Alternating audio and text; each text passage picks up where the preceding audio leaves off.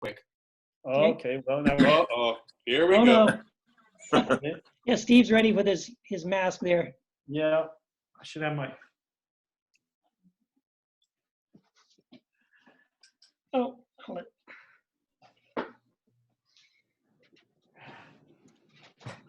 I got my gun. All right. On my time. You got a gun?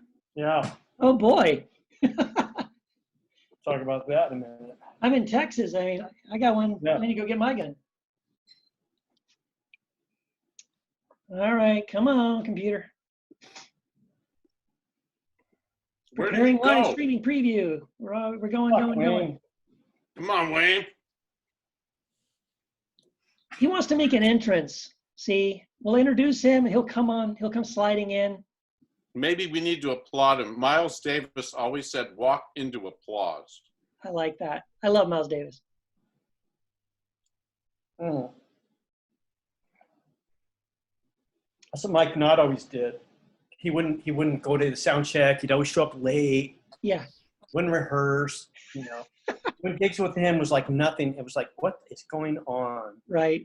I got to say, my favorite Mike Knott entrance ever, Wayne, was a Kush show, and you guys came out one at a time. I think it's Fullerton. It was in Fullerton. You came out one at a time. It was at the Glass House, and the band is going and going on the first song, and Mike kind of strolls out. He's wearing a scuba suit, and he gets to the microphone just as he has to sing. Like didn't miss a beat. It was just perfect timing. It was awesome.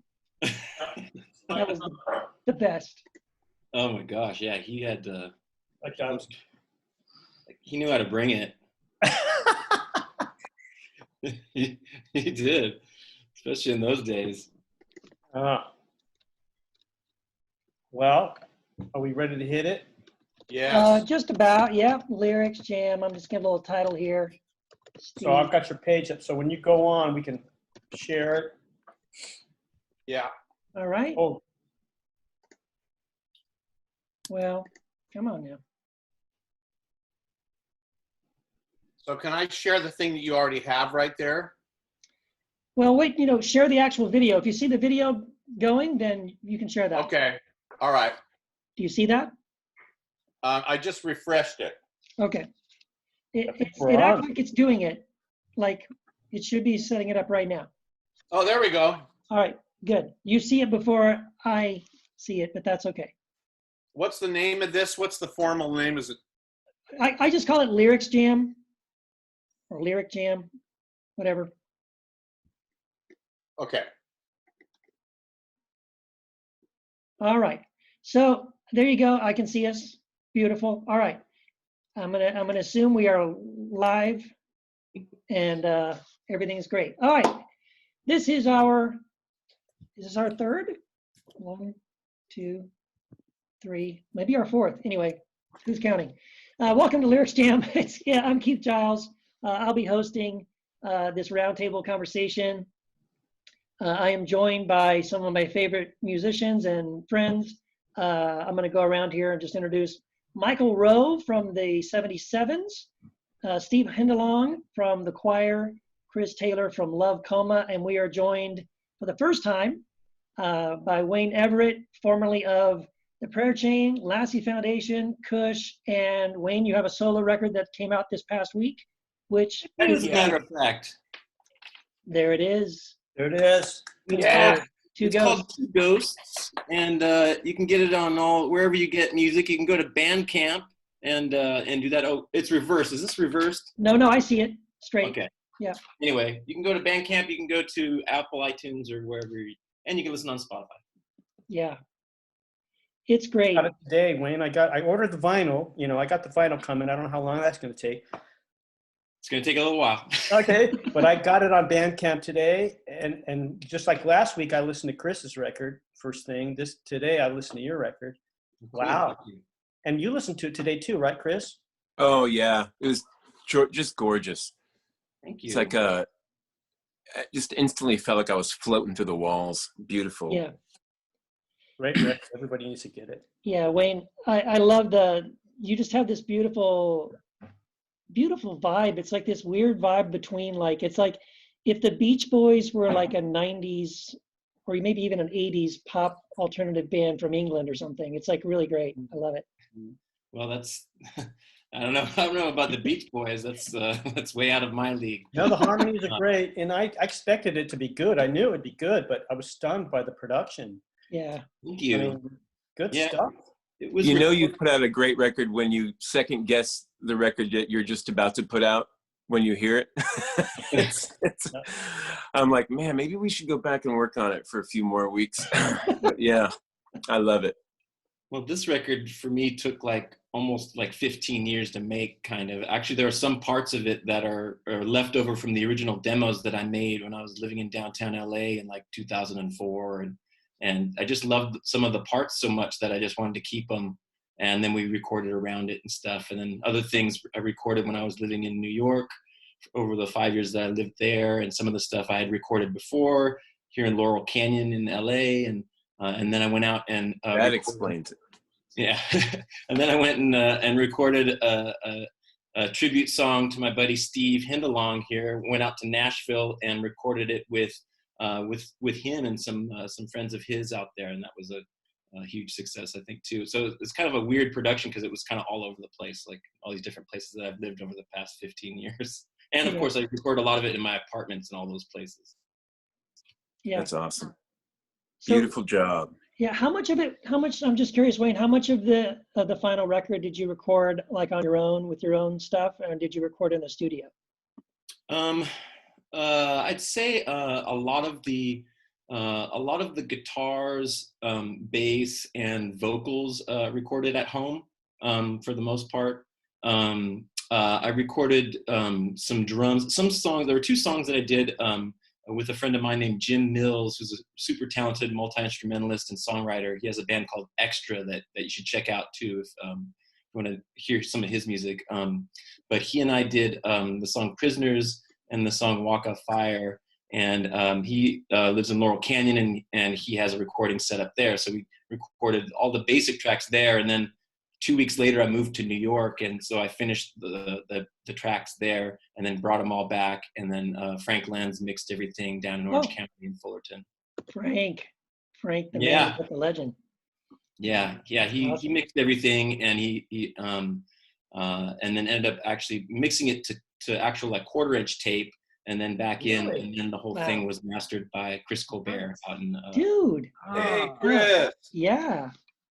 Yeah, it's I'm really happy with the way it sounds. I couldn't be more pleased. I'm super excited. That's really great, man. Good stuff. Well, hey, for Lyrics Jam, Wayne, this is a little bit for your benefit, and maybe for anyone watching or listening who's not familiar with what we do here. So yeah, it's really just lyrics. Wayne even asked me when I invited him. So we're not singing, right? We're just reading lyrics? Yes, that's all we're doing. We're just going to go around and read some of our own lyrics that we've written that we think represent, something that we've done we're proud of, or have some special meaning or whatever. And we kind of read them to each other and kind of talk about them. And that's kind of it. That's what we do for the next hour at least. We're going to go around and do that. And so who wants to go first? We didn't decide. We didn't flip a coin before the show, so I don't know who's going to go first. Man, I want to go first because I wrote a love song. It's the gayest song I ever wrote. Not that there's anything wrong with that, but it was on my solo record, Skinny. I produced all the Prayer Chain records, and then I did my first solo record in '97 called Skinny, and Wayne produced it. And because we hit it off so good, I was like, I just wanted him around, Yeah. And so one of the songs I was basically just the mascot for that album. No, it was great. It was a good, and it was '97, but I wrote one of the songs. It was like a love song to Wayne, and it was called "Digging Your Style." And it goes. I got to remember it. If I forget a line, you might help me. But will you write an epitaph to make my grieving widow laugh? Come up with something clever yet sublime. You're sly when you're serious, enlightened when delirious. I guess it's obvious that I'm digging your style. Rhythm is your spiritual gift. You always give your band a lift when you ride that open hi-hat hard and wild. I know you respected me when I shook the shaker evenly, but that don't mean that I'm the golden child. I'm digging your style. I'm digging your style. I got to listen to the train. You hear the train? Oh yeah, I hear it. I love living near a train. You know, he used, okay, next verse. You used to always wear that kind of funny fuzzy hat, you know, that Russian hat, and you walked around. You spoke French. Wayne used to always speak French, you know, but it wasn't French. It was like some made up thing. I thought that was so hilarious. So when It was French. I speak French, Steve. You do? Well, I thought it was fake. No. But here's the third verse. When you wear your fuzzy hat, I confess I covet it. Talking French with the schoolgirls loving it. You're so clearly hetero, who would mind? If we play the film where we roll over and over in slow-mo across the meadow, limbs entwined. I'm digging your style, sincerely digging your style. That's it. That's awesome. And so I guess I have to recite then the lyrics of my return song that I wrote for Steve, because of course Steve was such a huge mentor for me and really helped me to grow in my songwriting and rhythm playing and percussion and drumming and stuff. So this song is called Hey Skinny, and it goes, hey Skinny, give me some skin. I want to thank you for being my friend. You broke the door open for me, shook the shaker evenly. Right. You said it's no measure of a man, but how will I swim when I can't even stand? Hey Skinny, give me some skin. I want to thank you for being my friend. You gave my soul a brand new outlet, hands and sticks flying around. Simple words to clear my headspace, heavy words for breaking me down. Hey Skinny, give me some skin. I want to thank you for being my friend. Hey my man, I'm digging your style. You've taken my best and made it shine. Music comes and music goes, but your heart, it keeps me alive. You point your finger, raise an eyebrow. That's a move Steve does. Point your finger, raise an eyebrow. I'm gonna do whatever I can. Simple words might clear my headspace. I'm gonna do your leprechaun dance, which is a very unique kind of dance that if you ever see Steve dancing around to something he really, really likes, he sometimes busts out a little leprechaun move. So that's a little in-joke. So, hey, Skinny, give me some skin. Thank you for being my friend. Hey, Skinny, you taught me to fly. I'm sincerely digging your style. So kind of a refrain. Yeah, and it sounds like there's like you also left some of the hints in there if you know the choir and some of their lyrics or album titles. Like I see you kind of, I think you did right on purpose. You kind of peppered some references in there, right? Yeah, there's some inside stuff in there, and there's some references, and you know. Yeah, that's good. And I got to play tambourine on the track, so that was cool. Yeah, that's so great. Wayne, is your hair turning gray? Am I seeing gray? Oh man, you haven't seen me in a little while. Oh yeah. I thought you're like way younger than me. What's going on? Yeah, but he's still got the surfer. It's still the surfer cut, man. He's still got that. Looks good. I'm not knocking it. You know. No, you rock it. Looks good. Touch of gray kind of suits you anyway. So it goes. Oh, write some new lyrics, Mike. No, that's Grateful Dead. Grateful Dead. Right. I don't want us to get off track or anything because I want us to stay on the lyric track, the lyric focus. But I do want to say, since Steve mentioned, Wayne, that you used to walk around and speak French all the time, one of my other favorite memories is you were playing a show. You were playing with Starflyer for a while, and you did a show. I forgot where now. It's somewhere. Yeah, I think it was some place up in I think Fullerton again. It was a different place, but anyway, no one in the band spoke anything to the audience.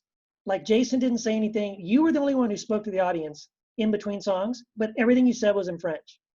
Yeah, that was by Jason's request because he felt really, kind of insecure about like talking in between songs, and he didn't like the dead air either. So, and I think especially in those days, he was a little bit maybe stage fright shy or something, a little bit. But so that was why we would set up. There were three of us in the band, and they would set me up in the middle, and right up in the front, as if wherever the lead singer would Right. stand. So there's a big drum kit like right in the front of the stage. Yeah. So the people who were like super fans of the band were right in front, and all they got was just like a big face load of drums. Well, what I thought was great was that the first time you did it, people kind of chuckled. The second time they laughed. The third time they laughed. The fourth time it's dead silence. And then the guy from the back of the room screams, "We can't understand what you're saying." It was so Yeah. beautiful. Yeah. That was genius. It was just filling space, filling dead air. That was about it. It was so much fun, man. Anyway, so I just had to go back to memory lane there a little bit. All right, so if we're going to go around the clock here, I think, Chris, at least on the way I'm seeing the way it's arranged, Chris, I think you would be next if you're ready All right. for a lyric for us. All right. This is one called "Not So Easy to Set Free." Love is a bloody war. Don't want to fight no more. Love is a baby born. You feel the heartbeat through the floor. We're not so easy to set free. Not so easy to set free. We're not so easy to set free. There are some chains we cannot see. Love ain't something you can find. It finds you each and every time. Becoming real again, becoming my own friend. We're not so easy to set free. Not so easy to set free. There are some chains we cannot see. Love is expensive. Lust is cheap. I'm just trying to get some sleep. She breaks and turns the key, walks out into the hotel lobby. We're not so easy to set free. Not so easy to set free. There are some chains we cannot see. He walks into the night. He left part of himself behind. No more anger, no more lie. Something buried in his mind. We're not so easy to set free. Not so easy to set free. There are some chains we cannot see. Love is an arrowhead, and I see Indian red. Go slowly down the way. Let your spirit out to play. We're not so easy to set free. Not so easy to set free. There are some chains we cannot see. There's a sadness that lingers on in the back of her mind. It's just one of those emotions she must have been assigned. We're not so easy to set free. Not so easy to set free. There are some chains we cannot see. Broken down just like this place. I can see the cracks upon your face. No makeup can smooth away. Find a way to break away.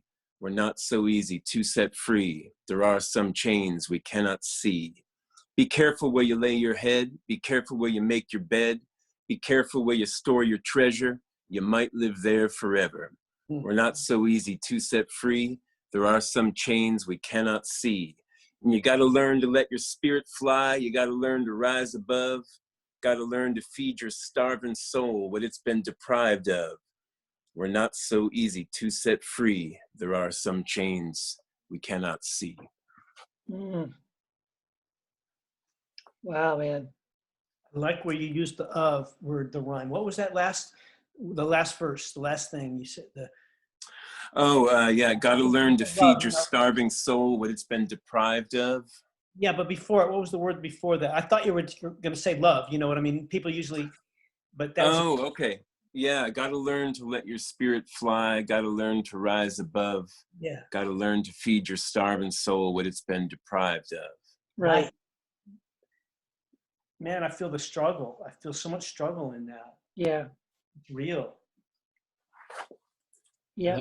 I love the turn of that too, because it's like, when people talking about like, oh, just set yourself free, as if it's some really easy and convenient thing to do, whereas the real work, there's a lot of real work involved. I love that.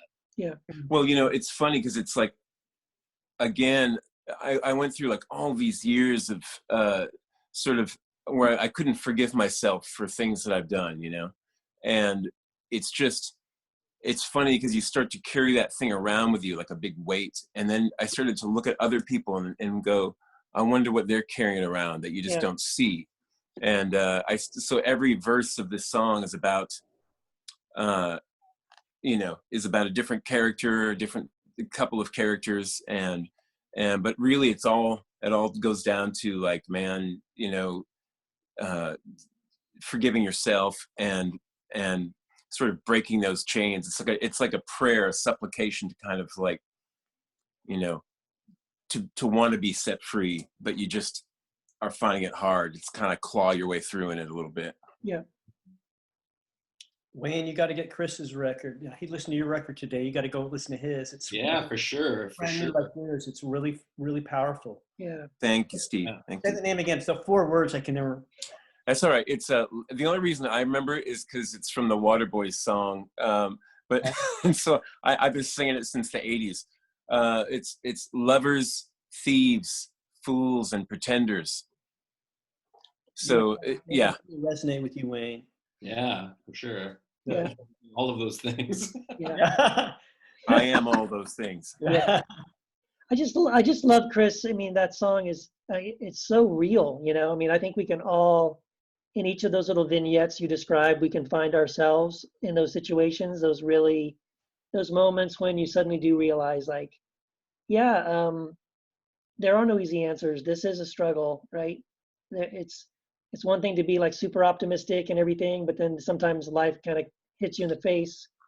And I also like that you make the point that like part of the problem are the things we can't see, right? Sort of those blind spots, right?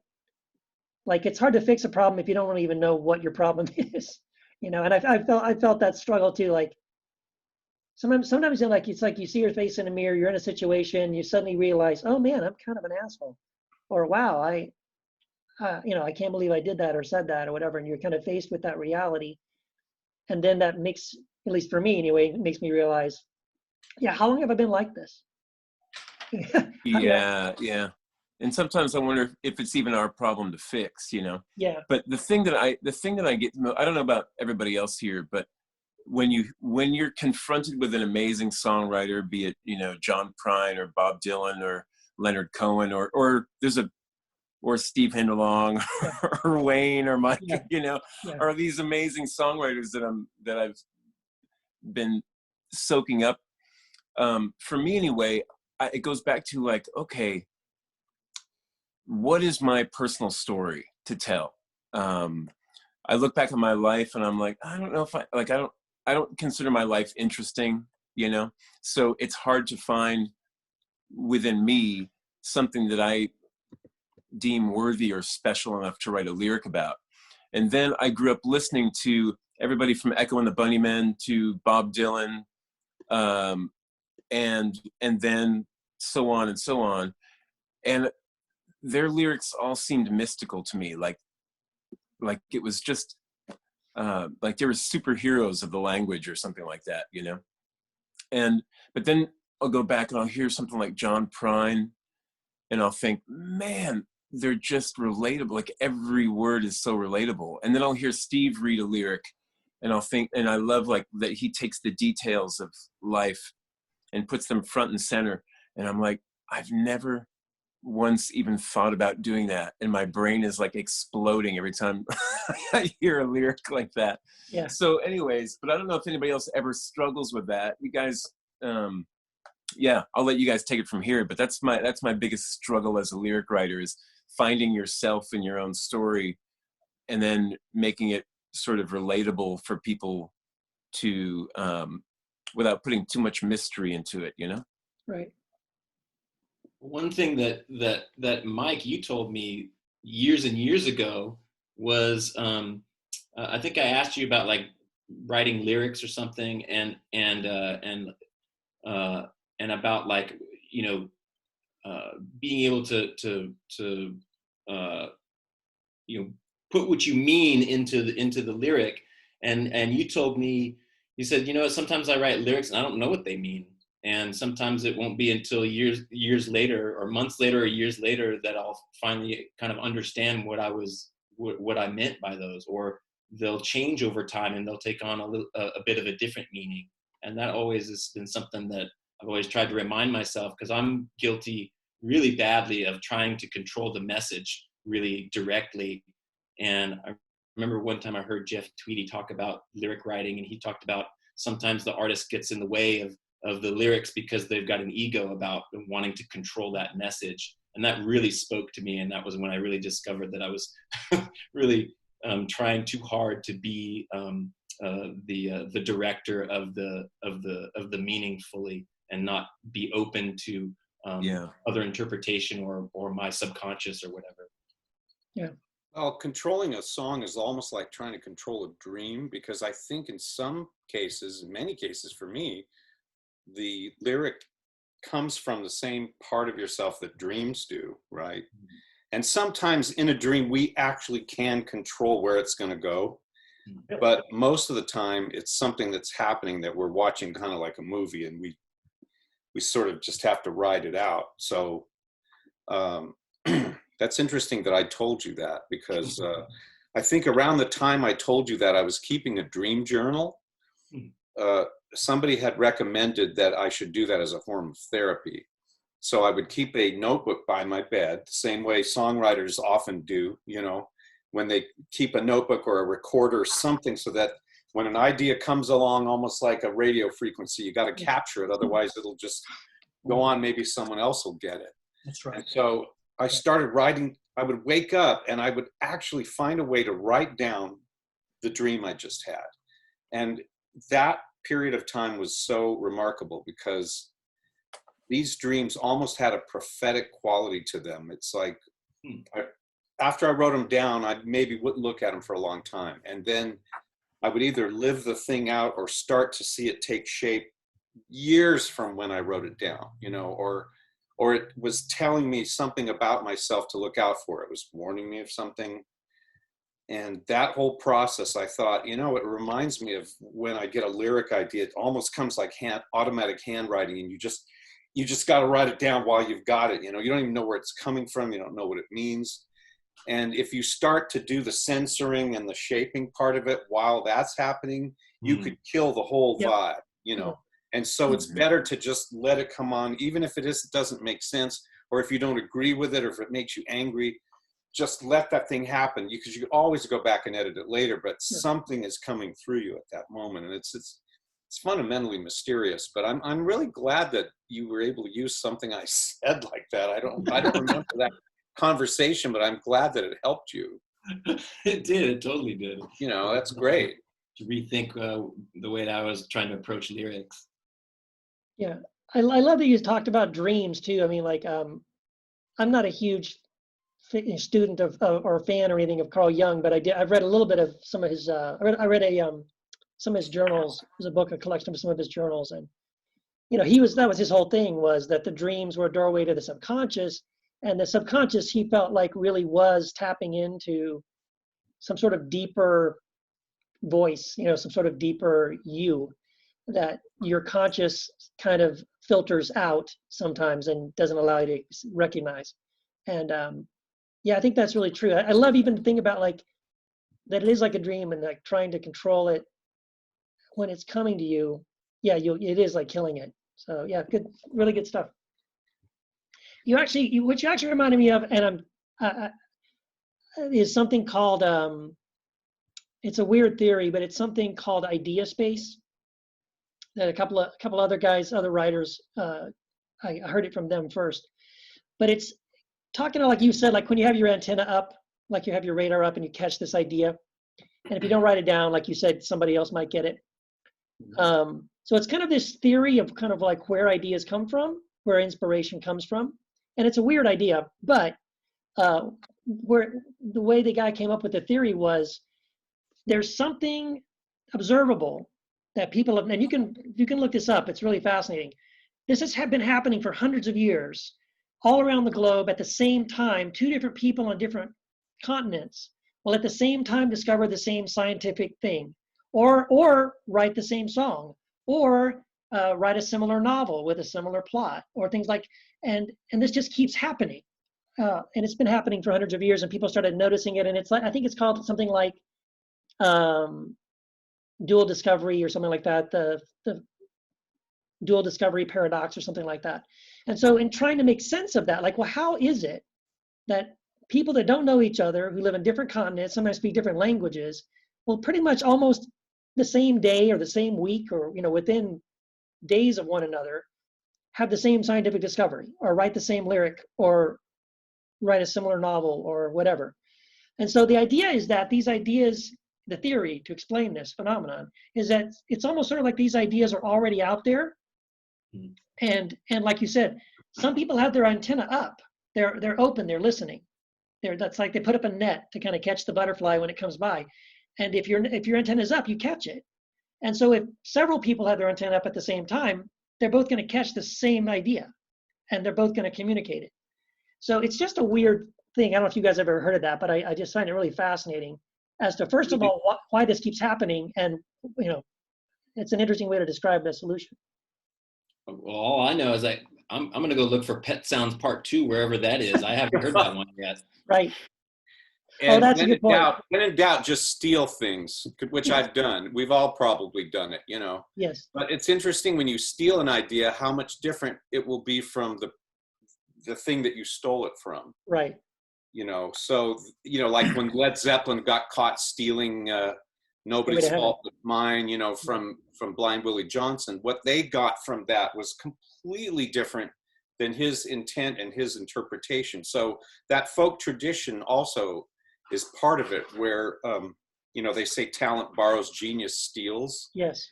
In many cases, these ideas are all out there. And if you're not catching it on your radio, sometimes you'll hear something that someone did. Yeah. Like Paul McCartney always talked about the Beatles. They said, well, how do you get your ideas? And he said, sometimes, if you don't have an idea, if you're feeling musically void, you take a song that you really like and you write one like it. Yes. So like, for instance, Hey Jude, remember to let her into your heart. Well, he was thinking of Save the Last Dance for Me by the Drifters, So don't forget he's taking you home and in his arms you're gonna be, right?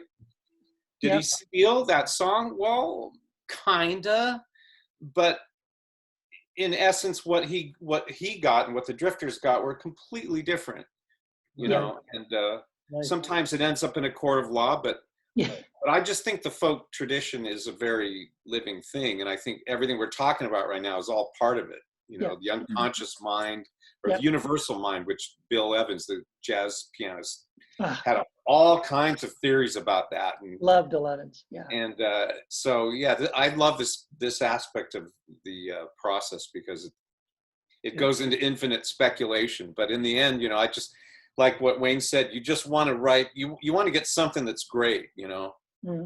If it's, Pet Sounds was great, so of course you want to get the next one, A similar thing, it doesn't have to do with lyrics, but I was out in California when Derry was out there, and we were just starting our Bloodshot record, and Derry was taking care of his dad and was in a difficult place. He just couldn't get it going. We all get frozen sometimes, and he was kind of frozen, but he wanted to. We really like that Beck Morning Phase album. Mm-hmm. It's beautiful, and Derry says, I want to do something like more. Of course, Derry always likes the Mellow Beautiful thing, and so, but he was just kind of frozen. So I put on that song, the first song on the Beck album, played it, and then I said, I put a guitar in his arms. We were in the studio, and he started, just find the key that's in and start strumming. He was strumming it, and then I stopped it. I stopped the Beck thing, and Derry kept playing and kept playing, and then we wrote the song Bloodshot, which is the first song on the album. It doesn't sound anything like the Beck song, but it just like it got us in a mode, it got us going. Yeah. So sometimes, I don't know, there's nothing wrong with our influences, Yeah, I heard James Taylor say something about similar to that. Like if you get stuck as a songwriter, find a song you really love, and then just sort of like unwrite it, like sort of like rewrite it in your head, right? Or rewrite it, like not exactly, no, don't steal from it, but like take it as sort of a model and write your own lyric. How would you say something like what he's saying in verse 1, but how would you say it, right? And kind of rewrite it. And he said he's done that a couple times, and it works sometimes when you're kind of stuck. So yeah. Mike, are you going to read a lyric? I could. Yes. Well, by request, Keith wanted to hear The Treasure in You. Yeah. Since I saw my daughter today, she just got back from Ireland after a long, 9-year hiatus of moving over there and getting married and everything. And I remember I had this beautiful music. I don't even know where that came from, but I knew that this music was so beautiful, I couldn't just write a duff lyric to it. It had to be a great lyric, that doesn't usually happen, where you have the music first and oh my gosh, there's all this pressure to write something great. And I had the idea of treasure. And I started thinking about Treasure Island, in San Francisco, that island that's off to the side of it. And there's all these myths about, the Indians buried treasure under it and all that stuff. And I tried to write about that, and it wasn't going anywhere, And then my daughter was born during that time, and I watched that happen. And that was such a cosmic experience that I knew right then and there. I said, that's the treasure, that's it. And so I ended up writing the song about her and for her. So it goes, Devil in the deep blue sea ran dry. The first time I saw your face, I thought I'd die. I found a treasure deep in you, and loving you forever is all I want to do. I never want to lose it. I never want to lose it. I never want to lose it. I never want to lose the treasure in you. From a womb of love, I saw you fly. Straight into my arms, we both broke down and cried. 2 lives, 2 faces intertwined. Something so down to earth and so divine is mine. And I never want to lose it. I never want to lose the treasure in you. And though one day, baby, I'll have to set you free, I'll still have all the love you left deep inside of me, and I never want to lose it. I never want to lose. I could search forever, never find treasure to compare with what's already mine. And I never want to lose the treasure in you. That's all there is. That's so good. So our kids are beautiful. So much inspiration from our kids. Yeah. How old is Devin? She's 30 now. Yeah, see, my girls are 31 and 29. Adult children, another thing. Yeah. So I remember, Steve, I've always loved that song, and I was actually trying to remember today. My wife and I were trying to remember. So when our oldest son Dylan was just a baby, it was my very last sales conference. My very last sales conference at Diamante. I had quit to go work for another company. And you were there. I think you did a little solo show or something for the sales guys. And my wife and I were there with our boy, and he was in one of those little car carriers. And you came over. We were talking. And you were looking at my little son, my baby boy, and you brought up that song and that lyric, and I'm pretty sure until you brought that up and explained that that's what that lyric was about, I didn't realize that song was about your daughter. But then it was sort of like the lights came on, and then I go back and remember the lyrics. Oh, well, yeah, what else could it be about, right? It's just this almost like this beautiful little revelation. I probably should have gotten it before, but until you have kids of your own, I guess you're not really open to some of those ideas. Well, I've played that at people's weddings. I've flown all the way across the country to play at weddings. Yeah. And I told them, I said, are you sure you want me to do this? Because this is about a baby being born. Yes. And they go, oh no, it's the feeling of the love. And, right. and So I thought, well, I was really grateful for that, because that means that it has a much wider meaning for people. Right. And they don't just automatically get that right away. Right. So they can apply it to their own love story, which is great. But once you know what it is, it's sort of like it breaks the code, and now suddenly all those lines make so much sense. Like, well, first time I saw your face, we both broke down and cried, right? From a womb of love, all that. It's like, oh yeah, of course. One day soon I'll have to let you go, when they grow up and all that. It's like, oh my gosh, yeah, it's all right there. But I was going to ask you, the very first line, the devil and the deep blue sea ran dry. Was that a holdover from when the song was about pirates? No, I don't think so. I don't know how I came up with that, but I love that phrase. You're caught between the devil and the deep blue sea. That's Right. a great phrase. Yes. It's kind of like between a rock and a hard place, right?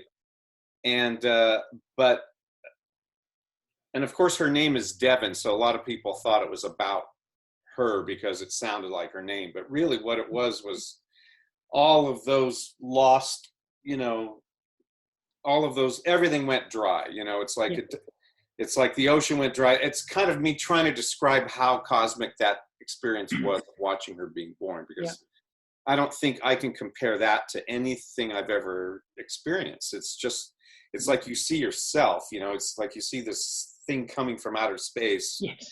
You see your face in her face, and it was just like, it's a truly spiritual thing. I'm sure any of you guys that have watched your kids being born, it's like you can't really compare that to anything else, because it's such a miracle, you can't believe it, and you realize it's such a God thing. It's like God walks through the room and it's holy ground, and it only lasts for a few seconds, but for that moment you are standing and you're seeing pure innocence, the thing that we all want. We live in this evil, effed up world, right? And for just that moment, you see purity, you see innocence. Yeah. And of course, it doesn't last, because they become people just like us, But for that moment, you get to see something that we all want to believe in, that we all want to believe, there's some purity, there's actually some goodness, some innocence somewhere. Yeah. And so it had a profound impact on me. I'm just really glad I got a song out of it. Because I wasn't intending that. I was still going to write about that stupid island, So it was a gift. It was a real blessing for me, and I'm glad a lot of other people have enjoyed it, because I was thinking of Christine McVie, Steve, by the way. I wanted you to know that the melody and the whole way I sang and all of that was inspired by Christine. Without her and her influence, that song could not have been what it was. So, I was listening. That Fleetwood Mac thing was very, very much a part of the way she emotes and the way she gets those phrases, those lilting melodies like that. And, and I went after notes that I don't usually sing. I can't reach them. But, when you have an inspiration that's that potent for you, that you want to do a good job for them, you want to try to get there, you're able sometimes to, lift the car and get the baby out, Right. And in that case, I was able to do that simply because the inspiration was so profound, both the lyric and Christine, who's, influenced me and you a lot, I think. That song, Show Me a Smile, that she has, Show Me a Smile. Yeah, absolutely. Got her child, right. And it's just amazing how all those things, it can be just some little obscure part of what they did, it doesn't have to be some big Fleetwood Mac hit. It's just something that they did that will get inside of you and make you want to reach for the stars. So that's good. That's That's awesome. All right, Steve. I so relate to that, thing where I write these songs about my daughters or children, and people make it a love song. That's like To Cover You, the song To Cover You. I wrote that about the same kind of thing. Emily was born, and it was father's love, and people sing it at their weddings and things. That's fine, that's fine. All right, I'm going to sing another. Am I up? Can I do yeah, you're up. You're next. Wayne's here. I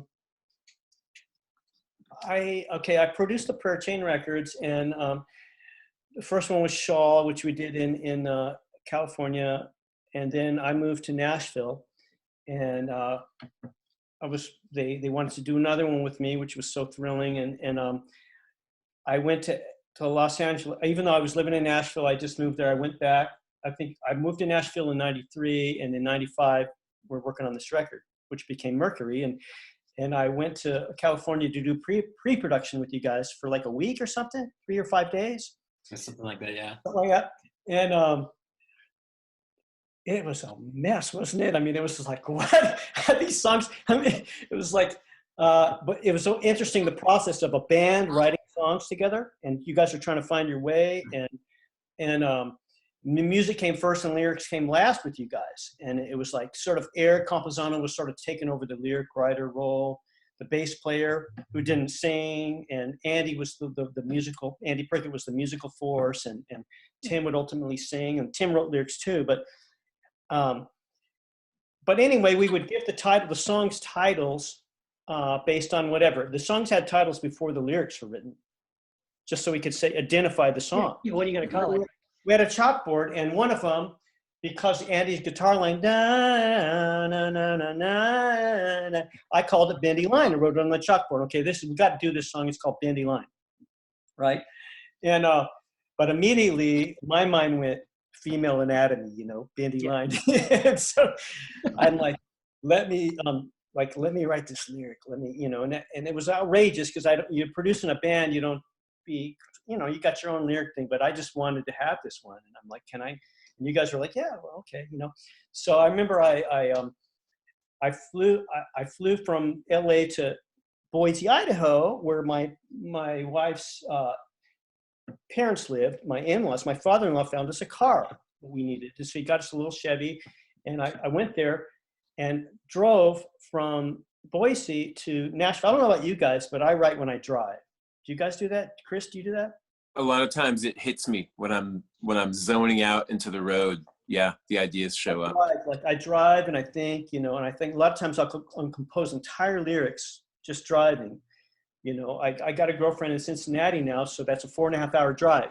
And a lot of time I get there, I get to her house and I'm like, give me a piece of paper. I got to write this down. I got it all figured out, But anyway, I drove from Boise to Nashville, and I had a cassette of Prince's Love Sexy album. And I had all the demos, the cassettes of our rehearsal demos of the prayer chain. So I'd alternate between that, and I kept listening to Bendy Line, and I just worked on that lyric in my mind. By the time I got to Nashville, I had it.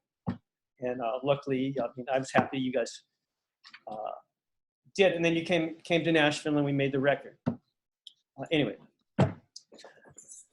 keep it to a whisper. Let me hear your blue rivers flow. My incisors are filed.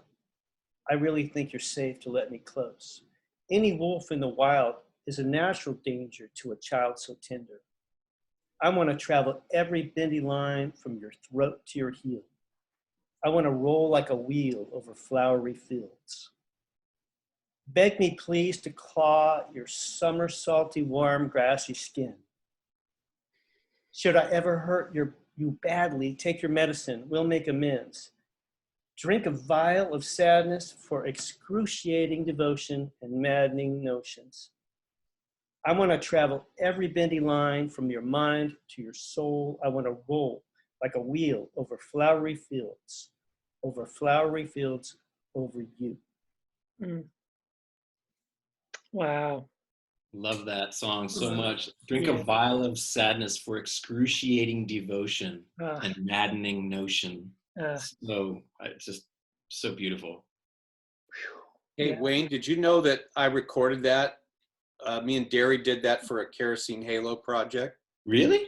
Yeah. It's incredible. It's beautiful. Oh, wow. I'll send it to you. Love that. Yeah. It was requested by fans. People made requests for songs. I don't know if they paid for it or what. I don't know if it was a Kickstarter thing or what, but that song came up, and that was one of the hardest things I've ever done, because the way that melody moves and the way those words move, it was like a bendy line. And the only way I could do it was I took the prayer chain master recording and copied it into my digital workstation as track 1. And then I played along with it. And then I tried to sing along with it because I couldn't just learn it. It was so complex and so fluid. But that was a real exercise for me, because I went, wait, who wrote this? I said, this is genius stuff. Because I hadn't heard the record in, decades. And anyway, I'll have to send that to you. It's a really great thing. You just did an acoustic guitar. It's really beautiful. When it'll blow you away. Nice. But Andy Prickett wrote that music, and it's a beautiful piece of music. Yeah, Andy's one of my heroes. heroes. The Kerosene Halo thing was like, wow. Well, it's a great lyric. It really is very intriguing, and I love where you got the whole thing from bendy line of the melody to a girl's body. That's genius, because That inspires all of us as men. We will always be inspired by that. And But Flowery Fields is specifically a woman's body, but it's also, in the broader sense, all things feminine. Yeah. yeah, Yeah. That's amazing. that's one of the great ones. Yes. Really good. All right, Wayne. Oh God, I have to follow that. Yes. Jeez. Sorry. Well, that was your song. You played the drums on it, Wayne. The drums are awesome. Well, that song did start with the drums actually. When we Yeah. were writing it, it started with that a djembe pattern that I stole. Good. And I mean, you played the drum set with the brushes retracted into the, so it was the rubber ends of the brushes, right? On the toms. Yeah, we did that part at the end. Yeah, for sure. I think the beginning part we did like on a djembe and then some hand drums and stuff. But it was just a sort of a very typical African or Middle Eastern rhythm, and we just built it from there. And Andy just started playing that bendy line, and that's how that song was written. So what did you steal it from? So it's a common a pattern in in African music and Middle Eastern music. Yeah. So I stole it. Awesome. Okay, I guess. Geez. Okay, so I guess I'll. This is a song that's on the new record, and the song is called "Smallest Earthquake." I'll hold you like the sun's going down. I'll hold you like the sun's going down. I'll hold you like our train's coming round. I'll hold you like the lost can be found. Tell me what you didn't want to say. Tell me that there's gonna be the greatest earthquake, because we're going down. We're going down. A last dance for magic. I'm climbing up your walls. Do you feel the same, or is it the smallest earthquake? Tell me where you think you want to go. Tell me if we're ever gonna go. Sing it like you can. Sing it to a man. Sing it if you want me to know. A last wish for magic. I'm climbing up your walls. Do you feel the same, or is it the smallest earthquake? Tell me that the tide's turning round. Tell me that what I'm gonna find is what I've always found. Are we wiser now, or just beaten down? I'll hold you like the sun's going down. I'll hold you when the sun's going down. I'll hold you if our train's coming round. I'll hold you if our love's in the ground. If you know there's nothing deep inside your walls, in the end, despite the pain, the force will always remain of the smallest earthquake. And that's it. Love that tune. Nice. Thank you. Another lyric, I think it's on the first track, Pick Up the Bones, is that right? On the first? Pick up the bricks, yeah. Oh, I'm sorry, Pick Up the Bricks, yes. So you have this lyric that says, confidence is like the morning sun, warms you up, blinds you, and then she's gone. And then that was the first lyric from, just upon the first listen to that, I was like, oh my God, this is brilliant. I love that so much. Thanks, man. Appreciate that. That's very kind. Yeah, excellent stuff. Really good. Who's next? Chris? Well, I want to ask, can I just ask real quick, like, when did you write? Because you mentioned a lot of these songs were older songs. So is that, because that almost sounds like something you would have written like last week, lyrically anyway. Is that something you wrote a long time ago? Yeah, in terms of like, the average songwriter generally writes a lot more songs than I have over the last 15 years. But yeah, so the song's probably been around for, in some form or another for maybe 8 or 9 years or something like that. Not sure. Yeah, it's just interesting how sometimes something you wrote a long time ago almost seems like it fits the context. Probably in some ways, like maybe the lyric is at the mercy of whatever context it's released in. Sort of like people probably can't help now to hear certain lines in that song and assume it's about something. They're going to apply it to something that we're experiencing now, right? Yeah, for sure. Yeah. But then there are also like lyricists that I love, like Chris brought up Echo and the Bunnymen. I love all those lyrics, but I have no clue what he's talking about. Cucumber, cabbage, cauliflower, Right. Like sugar. yeah, lips like sugar. Yes, Like- That seems a little bit more easy to, yeah. That's That was obvious. Yeah, but yeah. that's great. All right, Chris, what you got? All right. I'm scrolling through my big black book of lyrics and magic spells. Okay. Here's one I wrote a long time ago, and then I was going through, I had actually forgotten about this song altogether.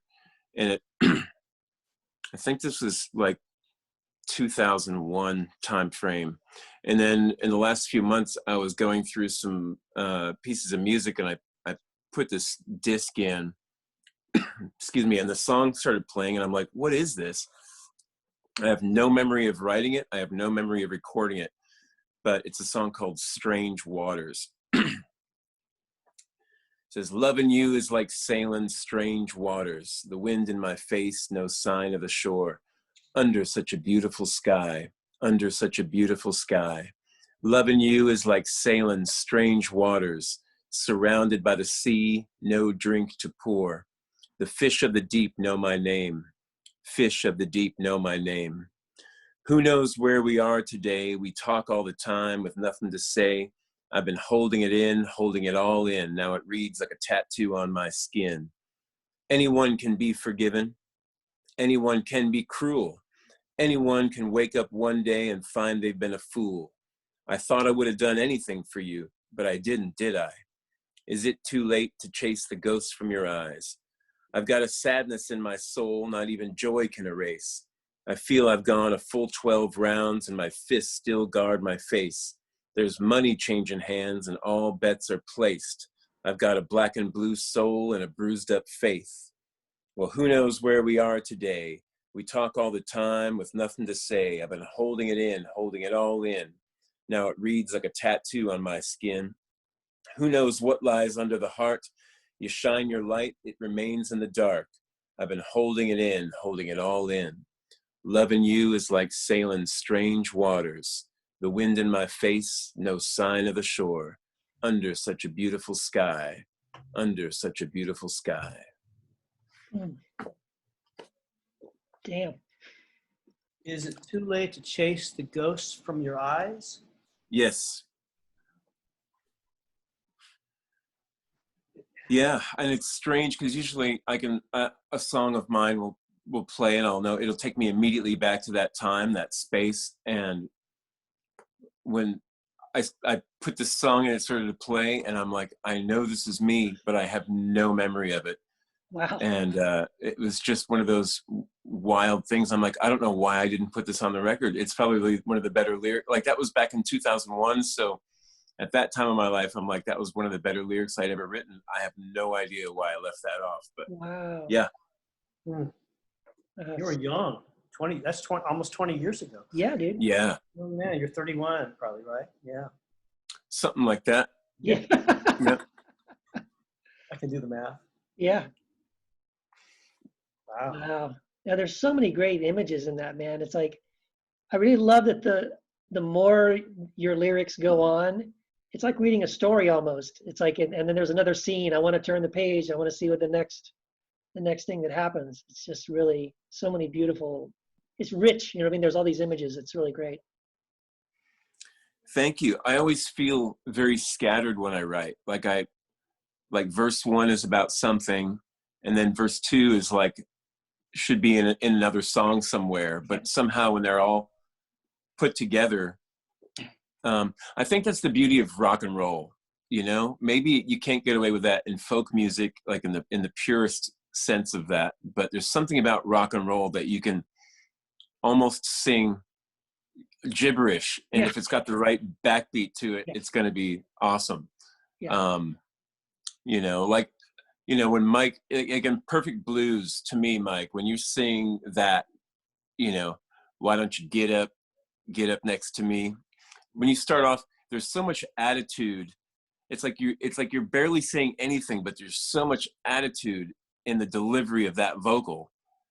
And then as the song progresses, it's like that to me is probably one of the greatest sort of rock and roll vibes, where you don't have to say much, but the way you deliver it is flawless, and it's exciting, and there's something about it that's it keeps you want to listen to it again and again.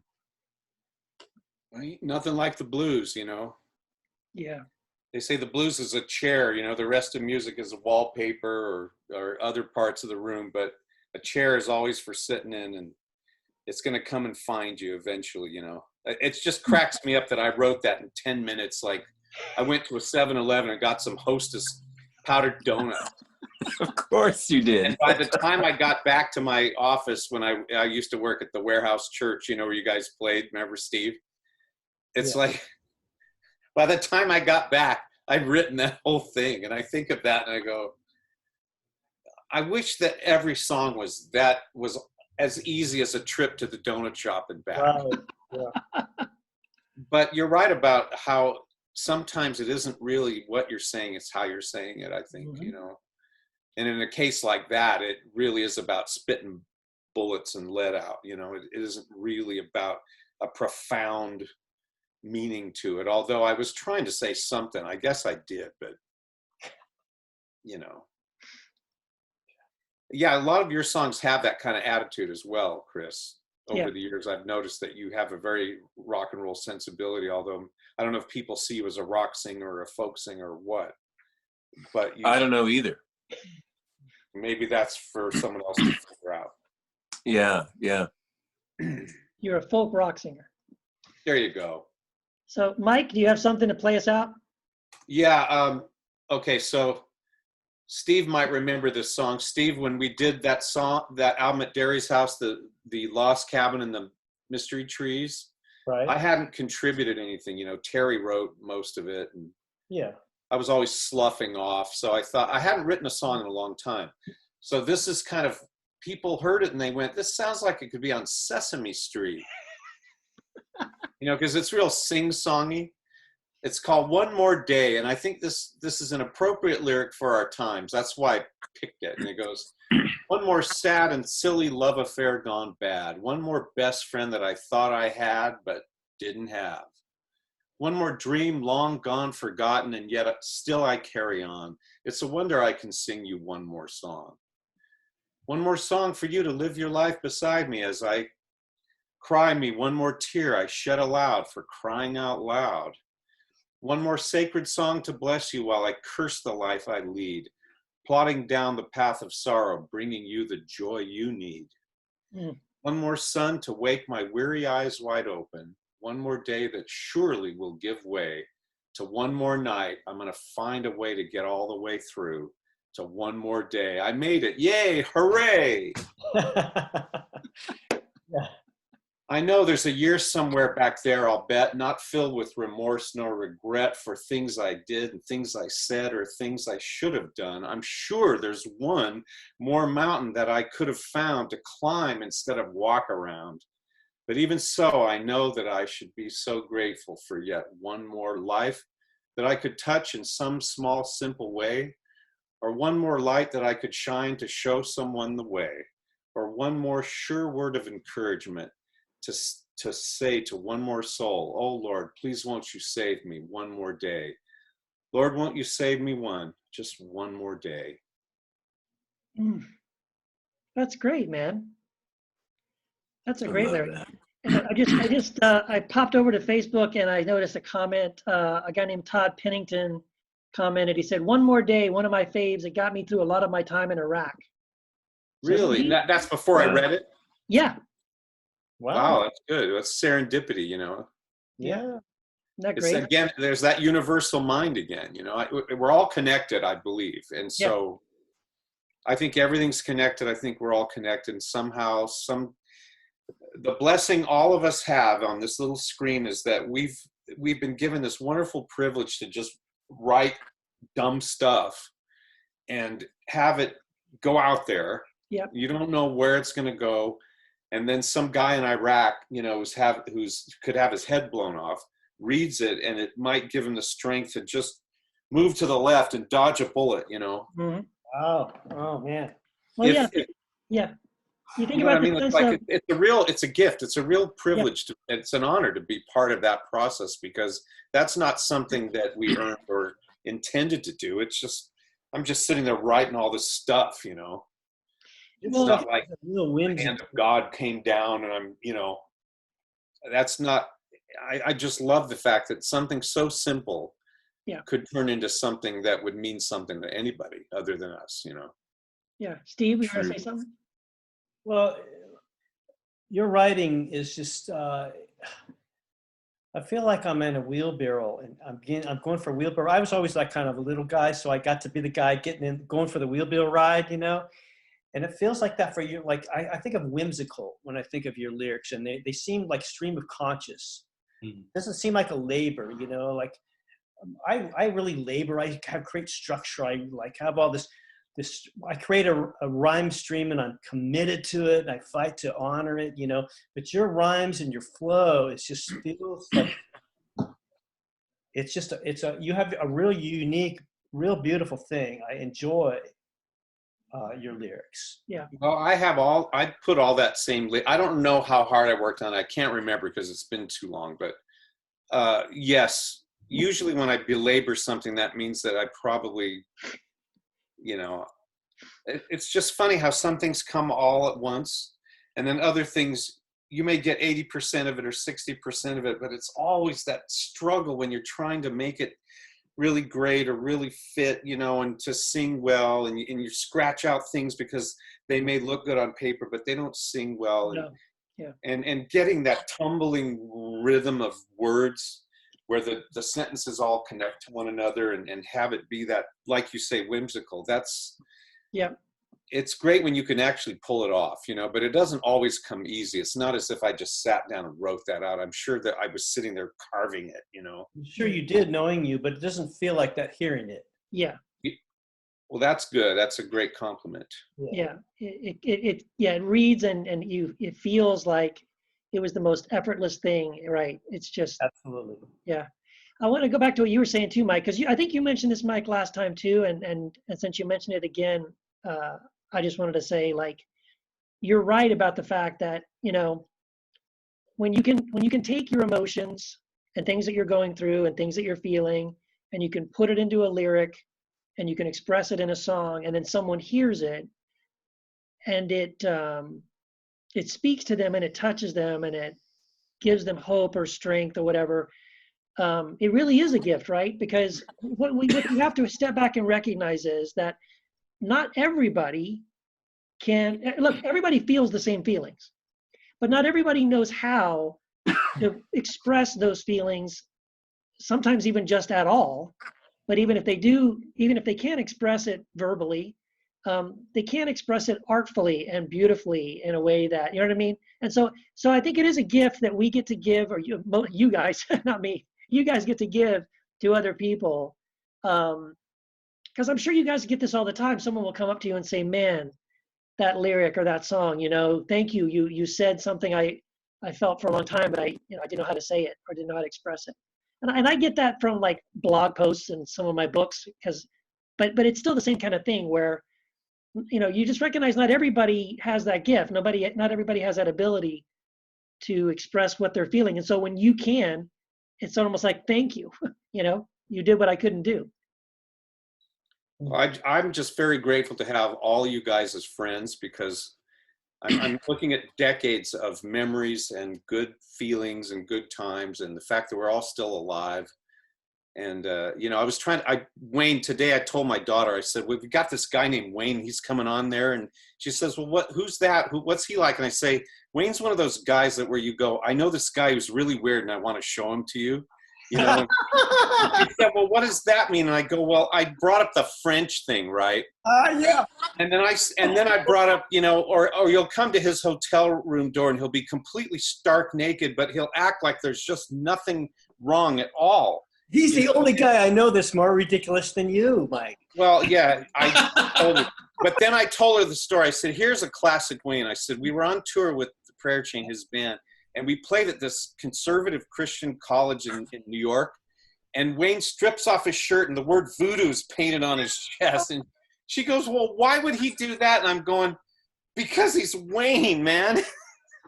I said, that's just so classic. And he took so much flack for it. And I said, what people didn't understand is it just makes so much sense if it's Wayne. If it's not Wayne, it doesn't make any sense. No. Tell the story of the New Jersey guy that came up to you at that gig. Yes. Oh, boy. Tell the story. Yeah.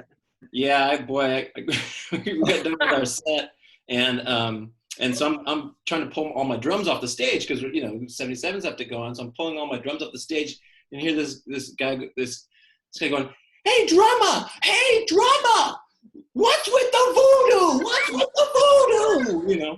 And so I'm like, oh, just give me a second, I'm trying to like get all my stuff off the stage so we can, you change the set, and So afterwards, I walk out there, and the guy's like, excuse me, I was very offended by you up there. First of all, you have naked up there. Second of all, you got voodoo written across your chest. I was really baffled. So I go all the way out, and this guy out there, he's like, excuse me, I need to talk to you. I need to talk to you about something. And so I follow him outside, and I think I'm going to get my ass kicked. But he turns around, and basically he starts like preaching to everybody standing out there or whatever. He's like, I was in 5 gangs, okay? 5 gangs, and I was delivered from that life. And he just went totally bonkers. Yeah. For about 5 or 10 minutes, didn't say anything to me, and then we left. No? So. Wow. That's a great story. That's when you got saved, right, Wayne? that was the night you got saved. Yeah. That's awesome. Anyway, we had a lot of fun in that tour. I'll never forget it. I just only wish we could do it again, honestly. Yeah. Oh, yeah. Or relive that, because it's like those things happen and they happen so fast and they go by, and then it's like, wait, that was the greatest time in my life, but it's over, Yeah. So true. Some of those things I'd love to have video of, and others I'm very sure I would not want to see again. Yeah. You guys were great. I would go out and watch you guys every night. It's like, you guys became my favorite band after that. Yeah. Oh, wow. Thank you. So we were lucky enough to be able to back you when we all went to Finland that one time. That's a great story, because the 77s got booked in, was it Finland? Yeah. In Helsinki. And for some reason, my band couldn't go. And so, was it Frank Tate was managing both of us, the 5-minute walk thing? Yeah. And so he asked you guys to back us up, right? So we fly all the way there, and we go in the basement of this school, I guess it was. And we're down there trying to rehearse, and I'm going, oh my gosh, this is going to be a complete nightmare. I mean, the Prayer Chain was actually doing a really great job, but it's really hard to learn a whole set of 77's music like on the fly. Yeah, but and we did for it. me, especially playing all those parts. Sheesh. Oh, well, it's real muscular and physical, and it was just kind of, it was painful for all of us, but we did it. You guys did an amazing job. But the best part of it for me is they say, and now here they are, the 77s, and the curtain goes up. And every girl in the audience looks to be about between 16 and 18, blonde, long blonde hair and blue eyes. It was like, the 70 virgins or something like that. You know what I mean? Like they all looked the same. And they were screaming. It was like a big rock show, like the Beatles are. I mean, I remember looking at you like, yeah! Look at this, man. We're never going to have this again. It was great. It was great. I think we started with Perfect Blues and just tore through all these brutal songs. And these girls are all screaming. They're all these blonde, blue-eyed girls. It was insane. I've never experienced anything like that. Do you remember it? Yeah, it was really trippy. Really, everybody was so nice, and the crowd. Yeah, everyone was very nice to us, but I don't know how much English anybody spoke. It was a beautiful town, but I felt like the whole thing was a dream, because you get in a tin can, you pitch yourself halfway across the world and do something you've never done, which play with a different band. You guys were playing all this music you never played, and the whole thing was just completely bizarre. But I'm glad you brought that up. That was a great one. Oh, that was a real labor for me. I struggled. I really struggled. The 77 music's hard to play. I did a gig with you guys. Me and Tim played for I know. Man, I'm playing, you know, Bruce's stuff and Aaron's stuff, and I'm like, oh my gosh. You know, at the time, I thought it sucked, but when I went back and watched the film, it was great. It was kick-ass. It was really great. And we did The Doors. We did that, you know, Backdoor Man by The Doors. Yeah.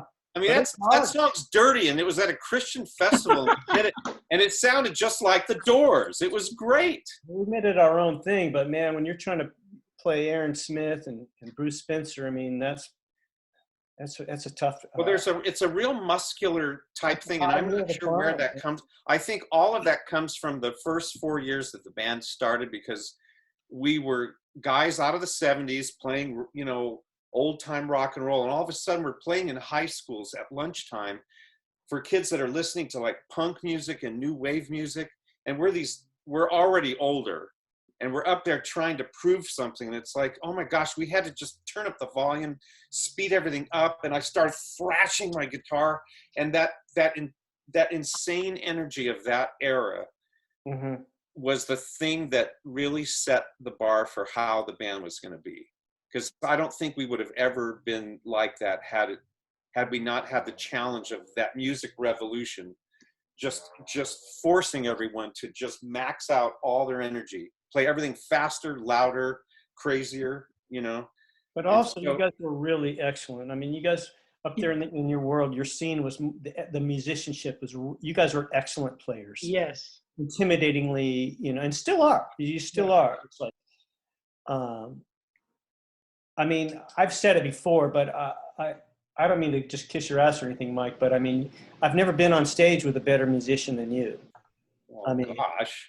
I've said that before. I mean, like, it's just, yeah. Seriously, I'm just like amazed at you guys. You guys. Well, I love playing with you guys. It's a whole different experience. And of course, Wayne, I've always told you, you're one of my favorite drummers that I never get to play with. That remains one of the most frustrating things for me, is that I've watched you play and dug your whole trip, and that we've only gotten to play together that one time, you know? Yeah, I know. It is new, man. Make that power trio happen. We're not dead. Anything can happen. We can make things happen. I'm gonna read another lyric to keep it moving, because I want to hear more. Mike, are you gonna do? You got to do Sunshine Down. I want to hear Sunshine Down. Well, we're going over time now. Let's not take it too far. We don't want to wear everyone out. All right, I'm gonna just save something for next week. I'm not trying to be too. You have so many songs, Mike. Come on. I know, but it's like I got to go eat dinner and stuff. Oh, I'm gonna move it along. I'm gonna move it along. All right. Mike, if you have, is that all right? So because I'm all right. I'm in the Wayne mode. I knew Wayne was going to be here, so I'm all in that mode. I'm still in the 90s. So Wayne came out after we did an album called Free Flying Soul, and here in Nashville, and I wanted Wayne to come out. I just like Wayne being in the studio. It's inspirational to me, and so I wrote this lyric, the song for that album that I want to say two things about it. One of the lines Wayne actually wrote and didn't get credited for. I said, because I said, celebrate the wonder of lunar light. And I was looking at him, and he said, listen how the coyote sings at the sight. That's your line, Wayne. Yeah. Yeah. And I didn't know how to credit you. You know, you don't have a co-write on it, but you should have, because that's the best line in the song, in my opinion. And the other thing I want to say is that I said something, I was talking about it's only 11 o'clock, and I said 360 strokes before heaven. And just, you know, very recently, a couple of years ago, somebody messaged me and said, what does that mean, 360 strokes before heaven? I mean, like this, how many seconds are in an hour? And he was like, that would be 3,600. You know, and I just like, oh, I just got the math wrong. I was told there'd be no math. You know what I mean? It's like, I was like, oh, panic, you know? So when I did my solo record called The Warbler, I called it The Warbler. I changed it, and I sang, instead of 360 strokes, I changed it to 3,600 strokes. So it's not often that we get to fix things, you know, in life, you know, so many things, but I'm like, here's a chance to fix something that I got wrong, you know? So I fixed it, and here it is. What about that thunder we hear anytime the lightning reappears? Never fear the darkness or the shock. 3,600 strokes before heaven, already 11 o'clock. Listen to the warbler's rhapsody. He never chirps any funereal melody. He doesn't mind the night sky or the hawk. Sorry lovers, take wing under heaven, bells ringing 11 o'clock, 11 o'clock. You must believe it true when I swear we're alive. Beware the deceiver. He's a killer and a liar, the chiller of desire. Your spirit and your eyes are on fire. Celebrate the wonder of lunar light. Listen how the coyote sings at the sight. Never mind that drum dirge you hear droning. Fade away into oblivion. Let decay anyone moaning, anyone moaning. You must believe it's true when I swear we're alive. Beware the deceiver. She's a killer and a liar, the killer of desire. Your spirit and your eyes are on fire. Listen to the warbler's rhapsody. He never sings any funereal melody. Disregard anybody moaning. Never mind that drum dirge you hear droning. What about that thunder we hear anytime the lightning reappears? Never dread the mystery or the shock. Listen to the music in the sky. 11 o'clock. It's only 11 o'clock. 3,600 strokes to touch heaven. That's great. That's so good. Listen how the coyote sings at the sight. Great line, Wayne. Talent borrows, genius steals. Yeah. Yeah. True. All right. Would you want to go around again? Come on, man. We can just move it quickly. We can just, well, let's quicken it up. Let's just go quick. Wayne, Okay. you got one? Is it me? Yeah, you're up. Okay. Okay. So this is another one that's on the new record. It's called Goner. We're gone. Yeah, we're gone. We're gone. Petrified in amber is how I know I'm free. Wash embalming fluid down with a fifth of harmony. Desperation is understated. Going home is overrated when you're gone. Like Transylvanian prospectors desperate for a name, we might find what we're looking for, but we'll never be the same because we're wild. Inside you, the high you won't listen to. Inside you this time, you've got nothing to listen to. The desperation is understated. Going home is overrated when you're gone. You're gone. Yeah, you're gone. That's it. I love the fifth of harmony line. Yeah. Thanks. It's so good. I can't wait. When this thing's done, I'm going to go put your record on and probably fall asleep to it on my headphones tonight. I love that record so much. Thank you so much, Chris. Where can Okay, I you get got it? one? Where can I get it? Bandcamp. You can get a Bandcamp. I can send it to you, Mike. Okay. No, give Wayne $10. All right, no problem. Come on, Mike. You can get it on Bandcamp. You can get it on iTunes. You can get it on Amazon and other places. Is it the Lassie Foundation? No, it's No, it's a solo record. Okay. Everett. It's called Two Ghosts. Two Ghosts. Okay, I'll check it out. I'm sorry I didn't get to hear it yet. No, I'm sorry I haven't sent it to you yet. Well, these guys did their homework, you know. I'm all miserable and tortured, you know. I'm Yeah. all Well, I wrapped up in had myself. just seen Wayne shared something. You were interviewed with some like magazine, and they had a links that had 2 Bandcamp links and a Spotify playlist. And I listened to about most of it on that. Oh, cool. But yeah, I need to pick it up. All right, Chris, you got something? Yes. All right. Here's a song called We're Done. And it Thank you goes for doing like that. I love that song. Oh, okay. Cool. Cool. So good. This world needs a prolonged attack of compassion. Hatred and violence are now back in fashion. If I'm so toxic, then you're toxic too. We were stuck together with some kind of toxic glue, but now it's time to cut and run. We're done. You saw the freedom of your speech taken back. You saw empathy and she was painted black. You saw some things you'll never forget. Let me tell you, baby, you ain't seen nothing yet. Looks like you're the one holding the gun. We're done. I carry a circus with me all of the time. So much mischief, so much crime. Look at us talking trash. Look at us built to last. Look at us in reverse. Look at us, how perverse. What a tangled web we've spun. We're done. We did the tango. We kicked up the dust.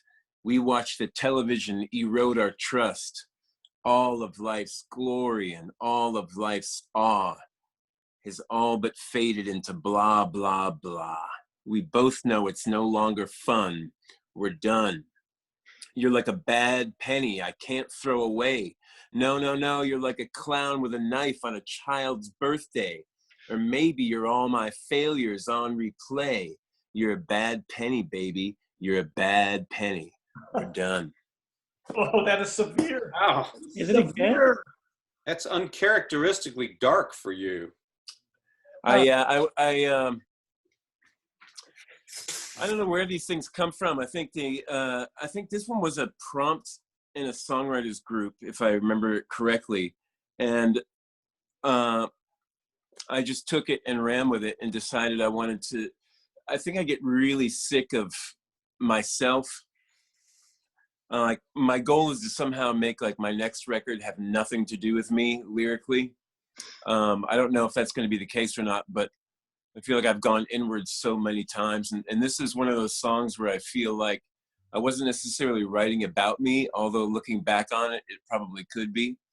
But I allow myself to like not edit any of the strange, dark vibes that come in. If they're supposed to be there, they're supposed to be there. So, yeah. Dude. But you know, funny enough, the music is super up and super. Yes. It's like super catchy and engaging. So it's What record is that on? It's not on a record. It's just sitting there in What's limbo. wrong with you? You don't record your best stuff. Oh, he did. It's a single. It's on his Patreon page. Oh, okay. Yeah, it's just only on Patreon right now. I haven't put it out into the world yet. But yeah, hopefully soon. Chris, so the way I heard that song, Chris does this thing live on Mondays, right? And well, I think this is actually something separate from your Monday thing, but I just kind of popped on Facebook and you were in the middle of doing that song. Or like I think I caught the beginning because I caught that first line, and the first line that grabbed me was the line, "Looks like you're the one holding the gun, we're done."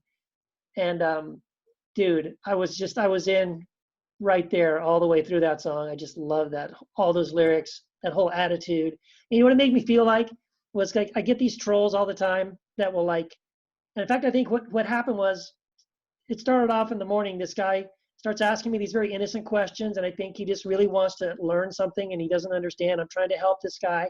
I spent like 30 minutes with him, and about 30 minutes of my morning what I think is I'm helping this guy, he just turns on me and starts attacking me.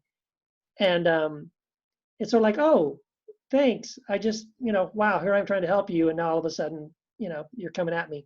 And so that line just totally resonated with me. Like, looks like you're the one holding the gun. We're done. It's exactly what I felt like, It's like when you get those trolls and you're like, yeah, you're the one coming at me. Yeah, we're finished. Yeah. It's so weird. I no longer, like, as an experiment to myself, a few years back, I just stopped putting out any of my personal opinions on any social media platform. Too late for me. And it is just a personal thing, and I'm like, okay, I'm just smart. going to do this as an experiment. Yes. And I rather like that. All I do is just put out something musical or something artistic, and that's it. And I don't put out where I stand or how I feel about anything. And then I noticed that in my real life, hardly anybody comes up to me and we hardly ever get into conversations where we share opinions, you know. I mean, Yeah. every once in a while that may happen, but it doesn't really happen that often. And through the process of that, I really love keeping stuff personal. Like I just, but then when, you know, it takes something like a song prompt and all of a sudden I'll be like, okay, I'll put it all out there. Yeah. And it doesn't necessarily have to be my opinion, but I'm always amused at what kind of comes out when you just let it flow. Yeah. But yeah, I kind of like keeping the personal stuff personal in a world where everybody gives everything away all the time for free and everyone's yelling from their little soapboxes. I kind of like not doing that. I'll set up a canvas and paint, or I'll release a song, but nobody cares about, you know, my opinions. So it's all right. I feel so fortunate in that too, that I have songs to put these things into, hide your secrets or put your feelings. Yeah. I don't have to jump into the common argument, you know. So we are fortunate that we get to. Stay where you are. You're great. You're doing great. Yeah. So what are those paintings behind you? You painted those paintings behind you, Chris? Yeah, this one right here is it's a painting I did a few years back. I was at a place called Laity Lodge, and Matthew Perryman Jones was playing, and he did like a little 45-minute set, and I was just sort of right off to the side of the stage with this canvas and 45 minutes to create something. So I was just trying to create something from the vibe of the music, you know, and I started when he started and I finished when he finished, and there it was, you know. Wow. Nice. Michael, do you recognize the painting behind me? See that painting back there? Who do you think did that? I can't really see it. A very good friend of yours. That's a Jimmy A. That's a Jimmy A. bag. Jimmy A bag, yeah. Okay, I can't really see it. It's I dark. guess you can't. I don't know. I love, I'm so appreciative of artists. I mean, I can't draw a house or a sugar cube, right? I mean, I have no, you know, but I appreciate the people that don't make music, that just love music and they're listeners of it. And that's how I am with painting. I love it. I've got really good paintings in my house, but I don't know, I can't draw anything at all, but I admire you, Chris. And thank you. I'm really proud to have a Jimmy A. Bag painting in my house. You know, real quickly, Jimmy was the first person that I saw, like my biggest artistic inspiration was, remember the guy on, I think it was the Electric Company, and he would like come up out of the water and paint on the bald guy's head, or use mustard to paint on the sandwich. I'm like, that to me was like the greatest artist ever, right? And so the next in line was Jimmy A. When I first saw Jimmy's work, I was like, wait, you can do music and paint at the same time? And I was like, oh, my little teenage mind was blown. And so that was, he kind of like paved the way for me, and without even knowing who I was, told me it's okay to do this, you know. And I love that. Can you read this? It says Hindalong Loop. Hindalong Loop. Yeah, so I went into his I would hang out with Jimmy, and he had this thing in his warehouse, you know, and it was before he was pretty much could see, you know, he's pretty much blind now. Oh man. But this was enough years ago that he doesn't paint like paintings like this anymore, but he just had the outline of it. And I loved it. And I said, can I get that one? And he says, like, what colors do you want? And I talked about the colors, and he custom painted it for me. Oh, that's awesome. How awesome is that, you know? That's and really cool. Hindalong Loop, you know, I'm so excited to have it. That's so amazing. Yeah. Go to JimmyA.com, everybody, and get you a Jimmy A bag. Yeah. I want to move up to Nashville and just live in Jimmy's art space and learn everything from him. I want him to teach me everything there is to teach me. He's reinventing himself now because he can't really see, you know. Yeah. You go to JimmyAbeg.com, you know, all us artists, everybody, we need each other. We need each other at the time. These are challenging, terrible times in many ways. We just all need to figure out how to help each other. Yeah. Absolutely. Mike. All right, Mike, you got one? Yeah, well, all right. We should end it after this. We are. This is it. Oh, Everybody, Bring the it home. last, I hold in my hand the last envelope. Bring it home, Michael. All right, so this is, you requested this, is Sunshine Down. So I was trying to write a praise song, because I've never written a praise song. And, and so much of that stuff is just so vapid and drecky, And so I thought, well, maybe if I went and sat outside, I could see things that I'd be grateful for, And so I sat there and inevitably, I looked around and I saw things around me and the trees and the birds and stuff. And eventually the whole thing capsizes. I start talking about myself and, I project all my problems onto this. So the praise song turns into the usual sort of miserable and tortured self-analysis thing. So I failed at a praise song, but it started out okay. So it says, I marvel, and I was drinking sweet tea for some reason, which is not right because I was in California, Right. So it says, I marvel as I sip upon my sweet tea. I'm pop-eyed at the sweetness of my sweet peas. The blooming of my trees. Why does the sun shine down on me? I'm grateful for the greatness of your soft hands and thankful for the cleanness of my pressed pants. You part the clouds, still I don't see. Why does the sun shine down on me? Sometimes I hear, sometimes I listen. Most of the time I'm stubborn and indifferent. Often I'm sad, knowing what I'm missing, and all the time I'm wishing things were all so different. Yes. Thinking of asking that the end don't come too soon, because I got a friend or two, could use a friend like you, because it's getting cold and now I see just why the sun shines down on me. Upon my friends, down on my daughter, a beam of light to walk upon your water. Shine on and bless my mother and my father, praying for me when I could not be bothered. If my house goes up in flames, give it a douse, please. Yeah. But never let the flame you lit inside my heart cease. I cannot live without the heat from your sun shining down on me. Wow, man. That's really good.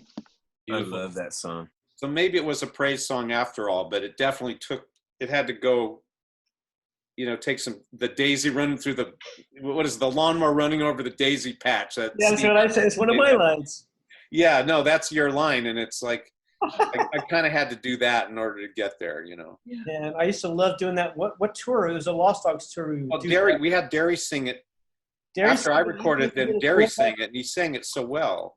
And he sang it. It was Mutt. It was the Mutt Yeah, album. the Mutt thing, yeah. We sing each other's songs. Oh, cool. Yeah, so. Wonderful. The blend. It's just great. This whole commonality that we share in the collision of our worlds is really wonderful when that can happen. Yeah. Well, thank you guys so much. This is a blast. Yeah, it was a great one. Thanks, Wayne, man. It really made a big difference. Oh, cool. You really broke it up. Yeah. Thank you so much for having me. I really appreciate it. A lot of fun. Yeah. All right, guys. Good stuff. Appreciate it very, very much. And I don't know. Maybe we'll do it again. Maybe not.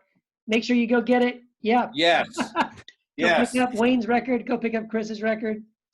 Great stuff. And go to jimmyabeg.com. Yeah. Hey, Keith, thanks for throwing the party. Hey, man, Yeah, I'm having a blast. Like, I get to sit with you guys. I mean, I'm a huge fan. I love you guys. I'm very blessed to have gotten to know you guys at different points throughout my life. And I think it's just so fun that we can do this. So thank you. Let's do it again. Right. See you guys. Have a good Love one. you guys. Yeah, stay safe.